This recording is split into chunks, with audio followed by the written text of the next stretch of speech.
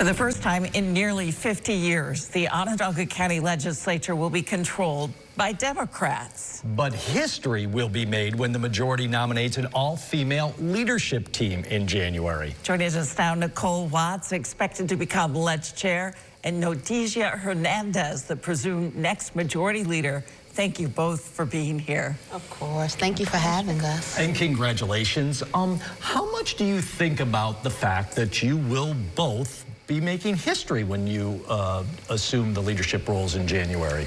Do you think about that a lot?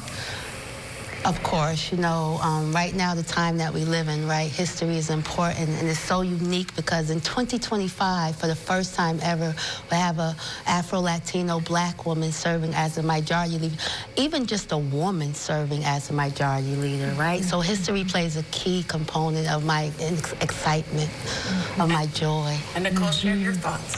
Yeah, so when I first started coming around the legislature, I sat in one of these rooms, the chairman's room, and it is the chairman's room. It has pictures of every chairman that has served, and it struck me from that very first moment, there's no women on this wall.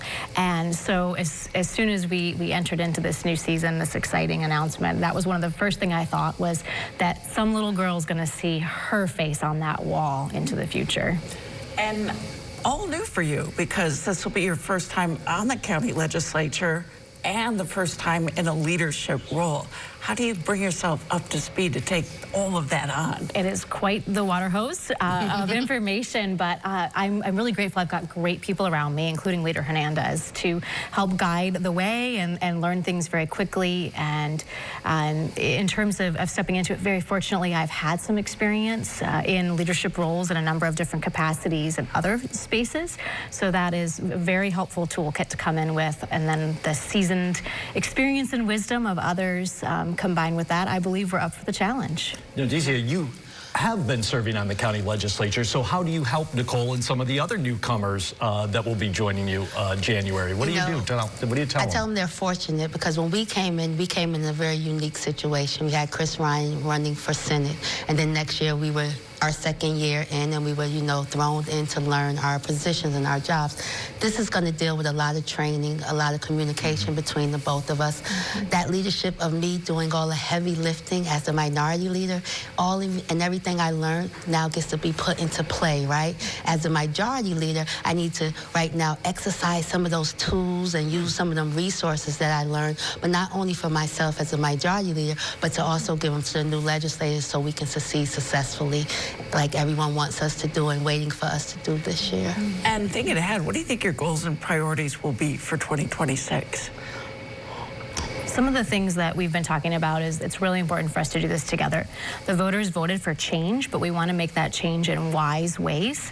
We're hoping this is the first year of many ahead of us, and we want to do strategic things that are some of the top priorities in our community, and to do it in a way that is across the whole county. There are a number of different priorities, depending on my district is a bit different than Leader Hernandez, than some of our other legislators. And so how do we really come together, come up with some comprehensive, cohesive policies to move forward that will be a win for all of us, I think is a big question we're trying to answer before we hit the new year. Yes, and you know, being the first black, the first minority, it allows a voice, right, to be at the table for those who are most impoverished. As we know, Syracuse has a heavy impoverishment. My district combines of the east side of Syracuse, the Parkside Commons apartments and Springfield Garden apartments in DeWitt.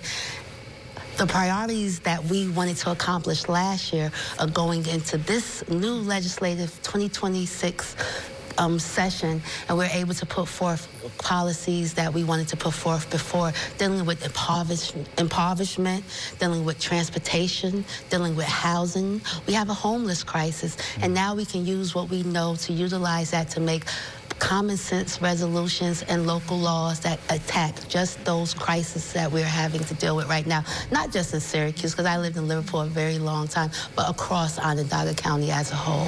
I'm going to try to sneak one last one in. Okay. Democratic majority working with a Republican county executive. How do you see that playing out? Have you heard from Ryan McMahon yet, either of you? Yes. I actually met with Ryan McMahon, so about 3 days after the election, right, when he came back from his anniversary, I sat down and I met with him and let him know, like, you know, for us to do this right and to make sure we serve all of the constituents, we have to sit down, we have to figure this out, and we have to collaborate on stuff. We need a lot of transparency, right? We need to know what's going on before it hits the table, before it hits the news, so we can have answers for our constituents. So hopefully that relationship will be rebuilt, and we can sit down, and I know he spoke about having monthly meetings with us, and that wasn't done in the past. So hopefully that'll be done now so we can know, again, what's coming before it comes. And Nicole, you think those monthly meetings are going to be a big help?